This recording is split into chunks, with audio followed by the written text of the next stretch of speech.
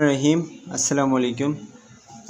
आज हम स्टार्ट करने जा रहे हैं वाइवा का जो ओवरव्यू है, मतलब वाइवा के हवाले से आपसे कौन से क्वेश्चंस पूछे जा सकते हैं।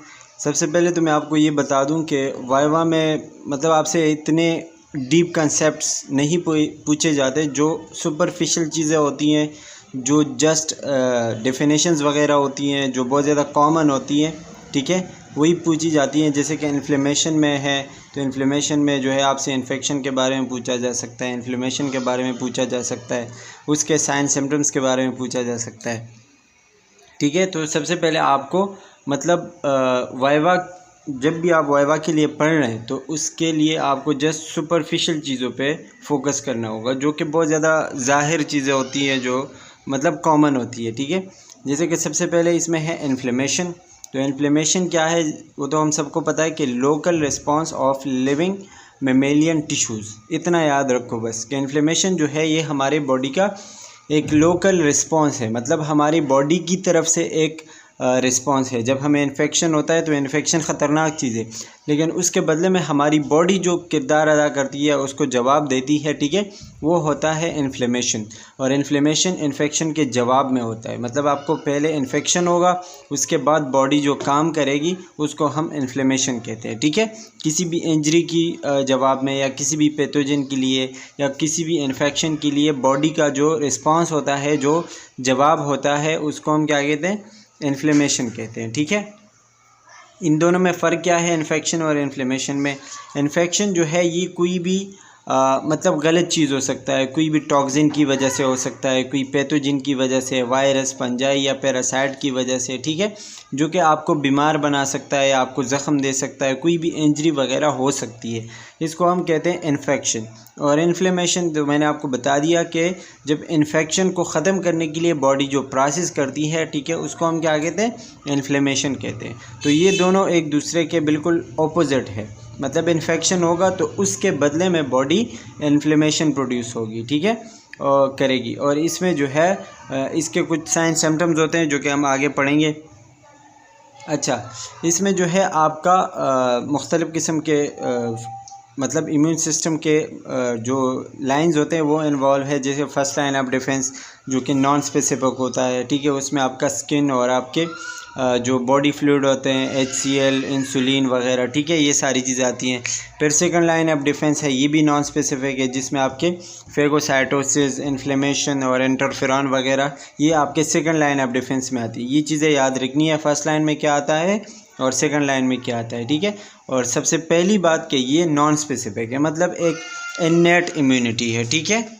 इसके बाद सेकंड लाइन ऑफ डिफेंस है। तो सेकंड लाइन ऑफ डिफेंस में आपके वो सेल्स आते हैं जो कि मैक्रोफेजेस और न्यूट्रोफिल्स वगैरह होते हैं, ठीक है। वो क्या काम करते हैं कि कोई भी पैथोजन वगैरह आया है बाहर से, ठीक है, तो उसको ख़त्म करने के लिए, इनगल्फ करने के लिए यूज़ होते हैं। इसमें आपके जो है न्यूट्रोफिल्स, मैक्रोफेजेस, मोनोसाइट्स वगैरह यूज़ होते हैं, जो कि बैक्टीरिया या जो फॉरेन मैटर होता है, ठीक है, उनको क्या करते हैं, डिस्ट्रॉय करते हैं। इसके अलावा इंटरफेरॉन होते हैं। इंटरफेरॉन क्या होते हैं, ये एक किस्म की प्रोटीन है जो कि जो सेल ख़राब हो चुका है उसके इर्द गिर्द जितने भी सही सेल हैं उनको प्रोटेक्ट रखता है, मतलब ये एक प्रोटेक्शन का काम करता है, ठीक है। इन्फ्लेमेशन को मैंने आपको बता दिया कि इन्फ्लेमेशन जो है ये इंजरी या पैथोजन को ख़त्म करने के लिए बॉडी का जो प्रोसेस होता है उसको हम इन्फ्लेमेशन कहते हैं। इसके अलावा थर्ड लाइन ऑफ डिफेंस जो है वो आपका स्पेसिफिक है, और इसको हम एडॉप्टिव या एक्वायर्ड इम्यूनिटी भी कहते हैं। और इसमें आपके एंटीबॉडीज़ और मुख्तलिफ़ किस्म के सेल जैसे कि बी लिम्फोसाइट्स और टी लिम्फोसाइट्स मौजूद होते हैं, ठीक है। इसको हम सेल मेडिएटेड इम्यूनिटी भी कहते हैं। तो ये चीज़ें आपको पता होनी चाहिए। अब इसके अलावा इन्फ्लेमेशन के कॉजेज़ क्या है, जैसे कि कोई इन्फेक्शन, कोई बैक्टीरिया, कोई वायरस, कोई फिज़िकल एजेंट, या कभी कभी बहुत ज़्यादा हीट की वजह से, या बहुत ज़्यादा कोल्ड की वजह से, ठीक है, ठंड की वजह से, या रेडिएशन, या कोई ट्रॉमा, या कोई केमिकल, कोई भी वजह, ठीक है, जिसकी वजह से आपकी बॉडी को नुकसान पहुंच सकता है, ये है उसके सारे कॉजेज़, ठीक है। इन्फ्लेमेशन के कुछ टाइप्स होते हैं, जैसे कि एक्यूट इन्फ्लेमेशन। एक्यूट इन्फ्लेमेशन जो अचानक होता है बॉडी में, बहुत रैपिड होता है, ठीक है, और ये थोड़े टाइम के लिए होता है, इसको हम कहते हैं एक्यूट इन्फ्लेमेशन। क्रॉनिक इन्फ्लेमेशन जो है बहुत ज़्यादा मतलब उसमें टाइम लगता है, ठीक है, लॉन्गर ड्यूरेशन के लिए होता है, और इसमें बहुत सारे सेल्स आपके इन्वॉल्व होते हैं, ठीक है। तो ये कुछ चीज़ें हैं इन्फ्लेमेशन के हवाले से जो कि आपको सुपरफिशियली पता होनी चाहिए। इसके जो साइन सिम्टम्स होते हैं वो पता होने चाहिए, जैसे कि हीट है, रेडनेस है, स्वेलिंग है, पेन है, ठीक है। तो ये चीज़ें पता होनी चाहिए आपको। स्वेलिंग के लिए हम ट्यूमर वगैरह इस्तेमाल करते हैं। रूबर मतलब रेडनेस, केलर वार्मथ, और डोलर पेन, ठीक है। और फंक्शियोलिसा मतलब लॉस ऑफ फंक्शन। ये मेरे ख़्याल से रशियन ज़बान में जो है वो लिखे गए। इसके अलावा किसी भी वर्ड के आखिर में TIS आए सफिक्स में, ठीक है, तो वो आपको इन्फ्लेमेशन के बारे में बताएगा। ये सारी चीज़ें जो है इन्फ्लेमेशन के हवाले से बहुत ज़्यादा इम्पॉर्टेंट है, ठीक है।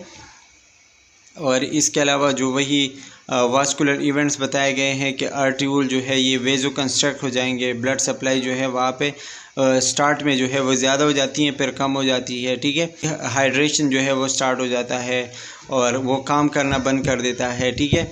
और वो जगह सूज जाती है, स्वेल हो जाती है। ये सारे आपके इन्फ्लेमेशन के साइन सिम्टम्स है, प्रोसेस है। इसमें इतना और आपको डीप जाने की ज़रूरत नहीं है, बस आपको इतना पता होना चाहिए इन्फ्लेमेशन के प्रोसेस के बारे में, इन्फ्लेमेशन के डेफिनेशन के बारे में, इन्फेक्शन और इन्फ्लेमेशन में फ़र्क क्या है, उसके साइन सिम्टम्स क्या है, ठीक है। ये सारी चीज़ें आपको बस थोड़ा सा जो कंसेप्ट है वो पता होना चाहिए। इसके अलावा इसके जो मेन सिम्टम्स है, जिसमें मतलब जो आर्गन होता है वो आपका सूज जाता है, स्वेल हो जाता है, रेडनेस हो जाती है, ठीक है, पेन होता है वहाँ पे, ये सारे उसके साइन सिम्टम्स हैं। तो it's all about the inflammation. अब जो नेक्स्ट स्लाइड है हमारा उसकी तरफ बढ़ते हैं। नेक्स्ट स्लाइड है हमारा ट्रॉमा एंड सेल इंजरी, ठीक है। इसमें वही आपको सबसे पहले डेफिनेशन पता होना चाहिए कि ट्रॉमा क्या है, सेल इंजरी क्या है। तो सबसे पहले तो जैसे कि आपको पता है हमारी बॉडी एक नॉर्मल सिस्टम के थ्रू चलती है जिसको हम होम्योस्टेसिस कहते हैं। मतलब जो हमारी बॉडी को एक स्टेबल एनवायरनमेंट चाहिए, एक सिस्टम चाहिए। अगर उसमें कोई मसला आएगा तो हमारी बॉडी डिस्टर्ब होगी, ठीक है। फिर यहाँ पे हमारे बॉडी के सेल के अंदर कुछ चीज़ें होती है, cell membrane, cytoplasm, endoplasmic reticulum. इसके बस नाम आपको पता होने चाहिए कि सेल के अंदर क्या क्या चीज़ें हैं, ठीक है।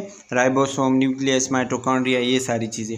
इसके ज़्यादा डिटेल में जाने की ज़रूरत नहीं है। अच्छा, इसके अलावा सेल इंजरी क्या है ये पूछा जा सकता है वाइवा में कि सेल इंजरी क्या है। तो सेल जो है an alteration in cell structure और फंक्शन, बस यही याद रखो कि सेल के फंक्शन में या सेल के जो स्ट्रक्चर है उसमें कोई भी अल्ट्रेशन आ जाए। अल्ट्रेशन मतलब कोई भी तब्दीली आ जाए, उसमें जो है कोई डिस्टर्बेंस आ जाए। अब ये डिस्टर्बेंस किसी भी वजह से हो सकता है, कोई स्ट्रेस की वजह से हो सकता है, कोई जो है फिजियोलॉजिकल मैकेनिज़्म की वजह से हो सकता है, कोई ट्रॉमा की वजह से हो सकता है, किसी इंजरी की वजह से हो सकता है, या बॉडी के अंदर अपना कोई मसला आया, कोई ग्लूकोज लेवल हाई हो गया, कोई और मसला आ गया, ठीक है।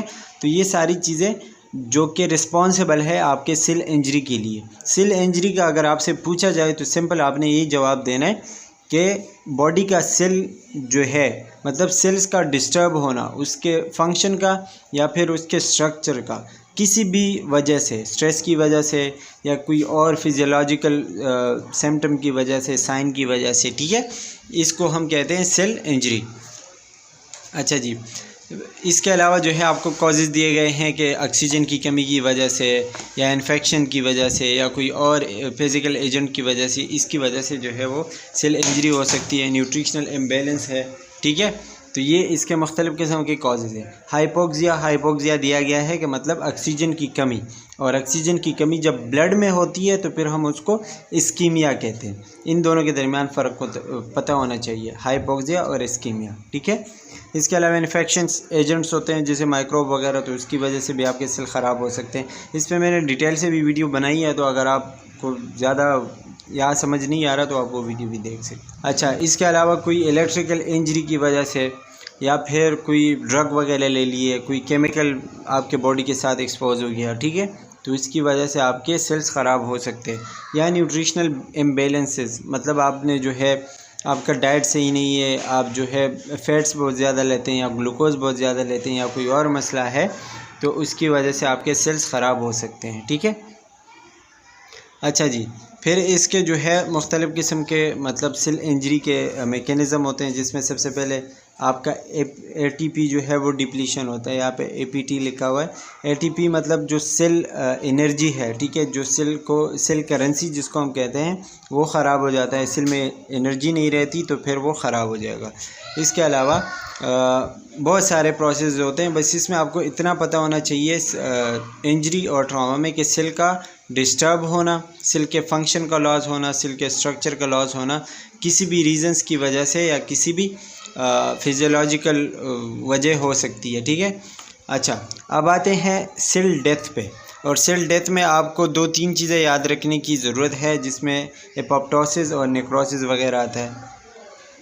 सबसे पहले तो सेल सुसाइड है। सेल सुसाइड का मतलब होगा एपोप्टोसिस, ठीक है, मतलब सेल अपने आप को खुद ही ख़त्म कर देता है, उसको हम क्या कहते हैं, एपोप्टोसिस। इसमें जो है आपका DNA डैमेज होता है और ये एक इरिवर्सिबल प्रोसेस होता है। और एपोप्टोसिस जो है ये एक नॉर्मल प्रोसेस है, मतलब ये कि जैसे बंदे की उम्र पूरी हो जाती है वो मर जाता है, ठीक है, इसी तरह सेल की भी जो है वो लाइफ होती है, जब वो ख़त्म हो जाती है तो फिर वो मर जाता है, ठीक है। एपोप्टोसिस जो है ये एक नॉर्मल प्रोसेस है और इसके बरक्स जो प्रोसेस होता है उसको हम नेक्रोसिस कहते हैं, ठीक है। नेक्रोसिस जो है वो एक ख़तरनाक प्रोसेस होता है या फिर जो है वो हमारे बॉडी के लिए इतना अच्छा प्रोसेस नहीं होता। तो इन दोनों के दरमियान आपको पता होना चाहिए। अब कुछ चीज़ें होती है जैसे एक्सट्रिंसिक पाथवे और इंट्रिंसिक पाथवे, ये मैंने ऑलरेडी बताया हुआ है, इसको मतलब इतना डिटेल में जाने की ज़रूरत नहीं है, आपको जस्ट एपोप्टोसिस और नेक्रोसिस के बारे में पता होना चाहिए, ठीक है। अच्छा, एपोप्टोसिस जो है ये एक एंजाइम की वजह से होता है जिसको हम केस्पेज़ 8 और केस्पेज़ 9 कह सकते हैं। तो इस एंजाइम का नाम भी अगर आपको याद हो तो अच्छी बात है, ठीक है। तो नेक्रोसिस के कुछ टाइप्स है, वो अगर आप जस्ट उसके नाम याद हो तो मतलब अच्छी बात है आपके वाइवा के लिए, ठीक। प्रोसेस के जो टाइप्स है वो मैं जल्दी जल्दी आपको रिवाइज़ करवा देता हूँ, बाकी आपने स्लाइड से देखना है। सबसे पहले तो आपके नेक्रोसिस का जो है वो पता होना चाहिए कि नेक्रोसिस क्या है। तो नेक्रोसिस जो है इसको आप सेल मर्डर भी कह सकते हो, जैसे पेपर में आया था, ठीक है। और ये मतलब एक एक्सीडेंटल सेल डेथ है जिसकी वजह से आपका सेल ख़राब हो जाता है और ये एपोप्टोसिस की तरह नॉर्मल नहीं है। एपोप्टोसिस एक नॉर्मल प्रोसेस है लेकिन नेक्रोसिस जो है वो नॉर्मल प्रोसेस नहीं है, ठीक है। फिर नेक्रोसिस और एपोप्टोसिस में आपको फ़र्क पता होना चाहिए कि नेक्रोसिस जो है ये एक पैथोलॉजिकल प्रोसेस है, मतलब ख़तरनाक है हमारे बॉडी के लिए, और एपोप्टोसिस जो है ये फिजियोलॉजिकल प्रोसेस है, ठीक है। नेक्रोसिस में आपके बहुत सारे सेल डैमेज हो सकते हैं और एपोप्टोसिस में आपका एक सेल डैमेज होगा। अच्छा, नेक्रोसिस में जो है सेल साइज़ जो है वो इंक्रीज़ होता है और एपोप्टोसिस में श्रंक होता है, मतलब कम हो जाता है, ठीक है। नेक्रोसिस जो है वो पैसिव प्रोसेस है और एपोप्टोसिस जो है एक्टिव प्रोसेस है, मतलब बॉडी के अंदर खुद होता है। और नेक्रोसिस जो है बाहर से किसी भी केमिकल की वजह से या किसी भी ट्रॉमा की वजह से हो सकता है।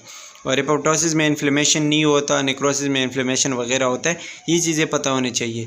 फिर इसके 5 टाइप्स हैं, ठीक है, नेक्रोसिस के, जिसमें कोगुलेटिव नेक्रोसिस, कोलिक्वेटिव नेक्रोसिस, ठीक है, या हम उसको लिक्विफैक्टिव नेक्रोसिस कहते हैं, केशियस नेक्रोसिस और फैट नेक्रोसिस, इसके अलावा फेब्रिनाइड नेक्रोसिस। इन 5 टाइप्स के आपको जस्ट एक लाइन याद हो तो भी काफ़ी है। जैसे कि कोगुलेटिव नेक्रोसिस है, तो कोगुलेटिव नेक्रोसिस में क्या होता है कि जो सेल के बाहर का स्ट्रक्चर होता है, मतलब जो सेल मेम्ब्रेन वगैरह होता है, बाहर से सेल सही नज़र आ रहा होता है लेकिन अंदर ख़राब हो चुका होता है, ठीक है। इसको हम गोस्ट सेल भी कहते हैं कि मतलब बाहर से सही है लेकिन अंदर से सेल बिल्कुल ख़राब होता है। जैसे कि आप इसमें देख सकते हो, ये जो लीवर है, स्प्लीन है, सॉरी, तो स्प्लीन बाहर से उसका जो लाइन है वो बिल्कुल सही नज़र आ रहा है लेकिन अंदर से ख़राब है, इसको हम कहते हैं कोगुलेटिव नेक्रोसिस। इसके वही कॉजेज़ है जो कि आमतौर पर एक सेल डेथ या ट्रॉमा वगैरह के होते हैं। इस्कीमिया और सॉलिड ऑर्गन जो है वो मतलब इस्कीमिया की वजह से ख़राब हो सकते हैं, कोई बर्न हो गया या कोई इंजरी हो गई, ये सारे उसके कॉजेज़ है, ठीक है।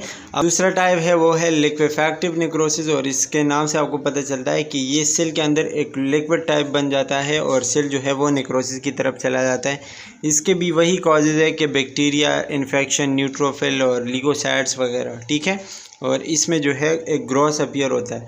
अच्छा, इसमें आपने एक लाजमी पॉइंट ये याद रखना है कि ये जो है डायरेक्ट ब्रेन में होता है, मतलब ब्रेन में जो पहला नेक्रोसिस होता है तो वो कोगुलेटिव नहीं होता, वो लिक्विफैक्टिव होता है। तो याद रखना ब्रेन के हवाले से ये बात, ठीक है। अच्छा, इसके हवाले से कैशियस नेक्रोसिस है। कैशियस नेक्रोसिस में जो है वो चीज़ लाइक स्ट्रक्चर बन जाता है, मतलब जो बाहर का सेल वाल होता है या बाहर का जो मतलब मेम्ब्रेन होता है, ठीक है, वो ख़राब होने लग जाता है, जैसे कि आपको इस पिक्चर में भी दिखाया गया है, ठीक है। तो इस तरीके के जो सेल मेम्ब्रेन्स होते हैं वो ख़राब हो जाते हैं। इसके हवाले से बस आपको इतना याद होना चाहिए। Fat necrosis. फैट निक्रोसिस वहाँ पे होता है जहाँ पे ज़्यादातर फैट्स होते हैं हमारे बॉडी में, जैसे कि फ़ीमेल ब्रेस्ट हो गया, पेनक्रियाज, ठीक है, या जो मतलब जहाँ पे भी ज़्यादा होते हैं, ठीक है, तो वहाँ पे ज़्यादा जो निक्रोसिस होता है उसको हम क्या कहते हैं, फैट निक्रोसिस कहते हैं। जो नेक्स्ट मोस्ट इम्पॉर्टेंट है दैट इज़ गैंग्रीन। गैंग्रीन जो है आपको पता है कि बॉडी के किसी भी पार्ट का डेथ हो जाना, उसके टिश्यूज़ ख़राब होना, उसको हम क्या कहते हैं, गैंग्रीन कहते हैं। ये हमारे ज़्यादातर जो है एक्सट्रीमिटीज़ मतलब हाथ पाँव में होता है, टोज़ वगैरह, फिंगर्स में या लिम्स जो होते हैं इसमें ज़्यादातर होते हैं, ठीक है। लेकिन असल कभी कभी इसमें जो है इंटरनल ऑर्गन्स भी आ जाते हैं। अब इसके भी दो टाइप्स होते हैं, एक होता है ड्राई गैंग्रीन, एक होता है वेट गैंग्रीन, और इसके कॉजेज़ वही है, इस्कीमिया, ट्रॉमा, रेडिएशन, जो कि नेक्रोसिस के होते थे, वही सेम कॉजेज़ है। ड्राई गैंग्रीन क्या होता है कि इसमें जो आपके ऑर्गन्स होते हैं वो बिल्कुल श्रिंक हो जाते हैं, छोटे हो जाते हैं, ठीक है, बिल्कुल ड्राई हो जाते हैं और ब्लैक ही स्ट्रक्चर उनका बन जाता है, जैसे आपको इस पिक्चर में नज़र आ रहा होगा, ठीक है। ये आपको लिखा भी गया है, तो ये आप देख सकते हैं। इसमें जो है आपकी ब्लड सप्लाई बिल्कुल बंद हो जाती है, ठीक है, और आर्टेरियोस्क्लेरोसिस होते हैं, मतलब आपके जो आर्टरीज़ वगैरह होते हैं वो ख़राब हो जाते हैं, ठीक है। तो ब्लड सप्लाई बंद हो जाती है और जो ऑर्गन्स होते हैं वो श्रिंक हो जाते हैं, ख़राब हो जाते हैं, ठीक है। इसको हम क्या कहते हैं, ड्राई गैंग्रीन कहते हैं। दूसरा है वेट गैंग्रीन। वेट गैंग्रीन जो है इस तरीके से नज़र आते हैं जिसमें आपके मसल्स और आपके बोन्स वगैरह इन्वॉल्व होते हैं। ये इन्फेक्शन या कोई भी बैक्टीरियल इन्फेक्शन की वजह से हो सकते हैं, ठीक है, और इसमें आपके इस तरीके के जो है वो इंजर्ड या फिर ज़ख़म वगैरह बन जाते हैं, इसको हम वेट गैंग्रीन कहते हैं। और ये भी बिल्कुल ग्रॉस लाइक जो है वो नज़र आता है, बिल्कुल ख़राब नज़र आता है, जैसे कि डायबिटिक फुट होता है, किसी भी डायबिटिक मरीज़ का जो फुट होता है, ठीक है, इसको हम क्या कहते हैं, वेट गैंग्रीन कहते हैं। तो इन दोनों के बारे में आपको पता होना चाहिए, गैंग्रीन का स्पेशली, और उसके जो दो टाइप्स है, dry and wait gangrene. Most important slide is acid base balance, ठीक है। इसमें जो है दो तीन चीज़ें हैं जो बहुत ज़्यादा इंपॉर्टेंट है, ज़्यादा कुछ नहीं है इसमें। सबसे पहले तो आपको एसिड बेस बैलेंस का पता होना चाहिए कि ये सारी जो चीज़ें हैं आपके पीएच और आपके हाइड्रोजन आयन के ऊपर जो है वो डिपेंडेंट होते हैं। एसिड क्या होता है, हर वो चीज़ जो कि हाइड्रोजन आयन रिलीज़ करता है, ठीक है, उसको हम क्या कहते हैं, एसिड कहते हैं, और उसका पीएच डिक्रीज़ होगा। इसके बारे में आपने दो चीज़ें याद रखनी है, हर वो चीज़ जो कि हाइड्रोजन आयन रिलीज़ करेगा और जिसका पीएच कम हो रहा हो, ठीक है, नॉर्मल जैसे कि 7.4 है, तो जब 7.4 से कम हो रहा हो उसको हम एसिड कहेंगे। दूसरा बेस है, तो बेस हर वो आयन या हर वो चीज़ जो कि H आयन को एक्सेप्ट करेगा, क्या, और उसका पीएच क्या होगा, इंक्रीज़ होगा, 7.4 से ज़्यादा होगा तो उसको हम बेस कहेंगे। अच्छा, पीएच जो है, पीएच के बारे में आपको पता होना चाहिए। पीएच जो है हमारे बॉडी में नॉर्मली कितना होता है, 7.35 टू 7.45, मतलब इतना है तो नॉर्मल है। इससे कम ज़्यादा होगा, अगर इससे कम होगा तो एसिडिटी की तरफ बॉडी जाएगी, ज़्यादा होगा तो बेसिक या जिसको हम अल्काइलेशन कहते हैं, ठीक है, तो उसकी तरफ जाएगा फिर। अच्छा, इसमें एक चीज़ और है, बफ़र्स। तो बफ़र्स का आपको पता होना चाहिए कि बफ़र्स क्या है। बफ़र जो है हर वो चीज़ है जो कि आपके बॉडी के बैलेंस को बरकरार रखता है, मतलब एसिड जब ज़्यादा एसिडिटी होती है तो फिर उस एसिडिटी को कम करता है, और अगर बेसिक की तरफ ज़्यादा पीएच चला जाता है तो फिर उसको कम करके न्यूट्रल पोजीशन पे लेके आता है। इन दोनों के दरमियान आपको पता होना चाहिए कि पीएच क्या है, इसके अलावा नॉर्मल पीएच कितना है, एसिड क्या है, बेस क्या है। इसमें ये कुछ चीज़ें हैं जो कि याद होनी चाहिए, और स्पेशली यही क्वेश्चन जो है वो पूछे जा सकते हैं। इसके अलावा इसके अंदर जो स्पेशली वैल्यूज़ है कि कार्बन डाइऑक्साइड की वैल्यू कितनी है, ऑक्सीजन की कितनी है, बाइकार्बोनेट की कितनी है, वो पता होनी चाहिए, ठीक है। ABGs का फुल फॉर्म पता होना चाहिए, आर्टीरियल ब्लड गेज, ठीक। ठीक है। और इसके जो वैल्यूज़ है जैसे कि pH कितना है नॉर्मल 7.35 टू 7.45, ठीक है। ज़्यादा होगा तो उसको हम अल्कलोसिस कहते हैं, कम होगा तो एसिडोसिस कहेंगे, ठीक है। दूसरा पार्शियल प्रेशर ऑफ ऑक्सीजन जिसको हम PO2 कहते हैं, ये कितना होता है 80 टू 100 mmHg, ठीक है। ये पता होना चाहिए, याद होना चाहिए। इसके अलावा सेचुरेशन ऑफ ऑक्सीजन जिसको हम 95 टू 100 लेते हैं, ये नॉर्मल वैल्यू है। कार्बन डाइऑक्साइड होता है 35 टू 45 mmHg। अगर ये ज़्यादा होगा तो एसिडोसिस होगा, कम होगा तो अल्कलोसिस होगा। अब ये यहाँ पे उल्टा हो रहा है, आपने गौर करना है इस चीज़ पे, ठीक है। इसके अलावा बाइकार्बोनेट की वैल्यू कितनी है 20 टू 26। ये ज़्यादा होगा तो अल्कलोसिस होगा, कम होगा तो एसिडोसिस होगा। ये चीज़ें जो है याद रखनी है। बस ये इसके नॉर्मल वैल्यूज़ और एसिड बेस का पता होना चाहिए, pH का पता होना चाहिए। इसके अलावा अल्कलोसिस कब होगा, एसिडोसिस कब होगा, कार्बन डाइऑक्साइड में अल्कलोसिस कब होगा, बाइकार्बोनेट में अल्कलोसिस और एसिडोसिस कब होगा, ये सारी चीज़ें और इसकी जो नॉर्मल वैल्यूज़ है ये आपको बिल्कुल फिंगर टिप्स पे याद होनी चाहिए। इट्स मोस्ट इम्पॉर्टेंट, ठीक है। Next one in the last slide is HIV या फिर एड्स। HIV का फुल फॉर्म पता होना चाहिए, क्या है, ह्यूमन इम्यूनोडेफिशिएंसी वायरस, और ये एक वायरस है जो कि एड्स कॉज करता है। एड्स का फुल फॉर्म क्या है, एक्वायर्ड इम्यूनोडेफिशिएंसी सिंड्रोम, ठीक है। इन दोनों के फुल फॉर्म पता होना चाहिए, पूछे जा सकते हैं वाइवा में, ठीक है। HIV क्या है, एक ह्यूमन वायरस है और स्पेशली ये रेट्रो वायरस फैमिली से ताल्लुक़ रखता है, पता होना चाहिए। ये आपके जो है T सेल्स को ख़राब करता है और अपने आप को रिप्लिकेट करता है। HIV कौन से सेल्स को ख़राब करता है, T सेल्स को, पता होना चाहिए इसके बारे में, ठीक है।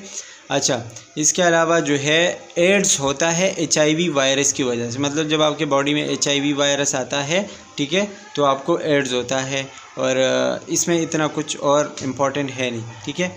इसके अलावा इसके कुछ स्टेजेस होते हैं, जैसे कि इनिशियल स्टेज होता है, फिर इंटरमीडिएट स्टेज या फिर लेटेंट स्टेज इसको हम कहते हैं, और नंबर 3 इज़ इलनेस स्टेज।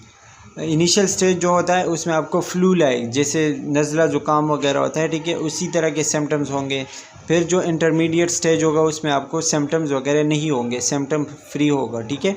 और आखिरी स्टेज में फिर आपको एड्स के सिम्टम्स आने लगते हैं।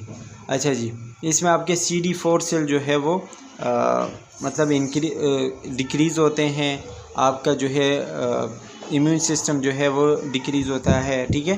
तो ये आपको पता होना चाहिए। इसमें वही चीज़ आपको बताई गई है कि स्टेज 1 क्या है, स्टेज 2 क्या है, एसिम्प्टोमेटिक है, ठीक है, और स्टेज 3 में क्या होता है, ये सारी चीज़ आपको इस स्लाइड में बताई गई है। स्टेज 3 में जो है फिर वो सिम्टम्स आने लग जाते हैं, आपका एड्स के जितने भी सिम्टम्स हैं, ठीक है। स्टेज 4 में जो है आपका इम्यून सिस्टम ख़राब हो जाता है और फिर आपके मुख्तलिफ़ किस्म के टेस्ट करवाए जाते हैं एड्स के लिए। अच्छा, इसमें जो है मुख्तलिफ़ किस्म के जो टेस्ट होते हैं ना, वो उसके नाम पता होने चाहिए। जैसे कि इसके अलावा आपको अपॉर्चुनिस्टिक इन्फेक्शन होते हैं, मतलब अगर आपको एड्स हो गया तो ख़तरा हो सकता है, निमोनिया बहुत ज़्यादा होता है, TB हो सकता है। इसके अलावा कपोसी सार्कोमा, हर्फिलीज़ और इन्फ्लुएंज़ा वगैरह हो सकता है, ठीक है। अपॉर्चुनिस्टिक इन्फेक्शन जो होते हैं, ये आपको कपोसी लीजन वगैरह बताए गए हैं। आप स्लाइड देखेंगे तो आपको अच्छे से पता चलेगा। अच्छा, इसके अलावा एड्स के जो रूट्स है, मतलब रूट्स ऑफ ट्रांसमिशन है कि किस तरीके से फैलता है, सेक्सुअल कांटेक्ट के ज़रिए, ब्लड एक्सपोजर के ज़रिए, या किसी आपने जो है एड्स के मरीज़ का कोई इस्तेमाल की हुई चीज़ यूज़ की है, या पेरीनेटल मतलब माँ से बच्चे को भी ट्रांसफ़र हो सकता है ब्रेस्ट फीडिंग के ज़रिए, ठीक है। इसके अलावा ब्लड प्रोडक्ट, सीमेन, वेजाइनल फ्लूइड या ब्रेस्ट मिल्क के ज़रिए ये ट्रांसफ़र हो सकता है, ठीक है। फिर वही आपको बताया गया है कि किस तरीके से HIV आपके बॉडी पे अटैक करता है, तो आपके T सेल्स ख़राब होते हैं और वही आपके इम्यून सिस्टम ख़राब होते हैं, CD4 सेल्स ख़राब होते हैं, तो फिर वो आपके बॉडी में आके मल्टीप्लाई होते हैं और HIV कॉज करते हैं एड्स, ठीक है। अच्छा, इसमें जो इम्पोर्टेंट चीज़ है ना आपके इस स्लाइड में स्पेशली वो है इसके टेस्ट। जो एड्स के टेस्ट होते हैं वो आपको पता होना चाहिए।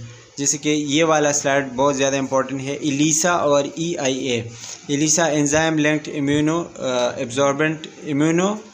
इम्यूनोसॉर्बेंट एसे, ठीक है, और एंजाइम इम्यूनो एसे, ठीक है, ये टेस्ट होते हैं। इसके अलावा RIP और IFA ये टेस्ट होते हैं। इसके फुल फॉर्म याद कर लें आप, PCR और वेस्टर्न ब्लॉट वगैरह, ये टेस्ट जो पेपर में भी आया था, ठीक है।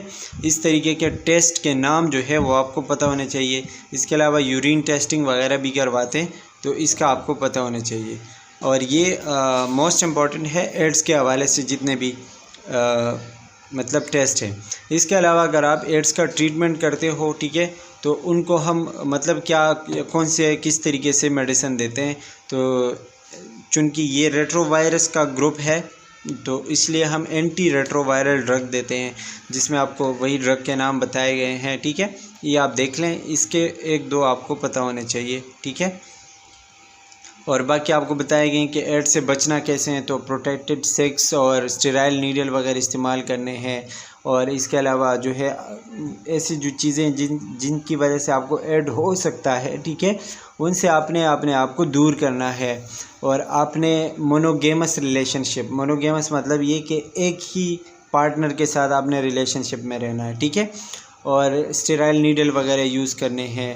और आपका ख्याल रखना है कि ज़्यादा से ज़्यादा जो है आप सिक्योर हो, आपसे जो है वो एड्स या HIV की वायरस स्प्रेड ना हो। So that's all about the viva preparation of pathophysiology. I hope कि आपको समझ आ गया होगा। Thanks for watching, take care, bye bye.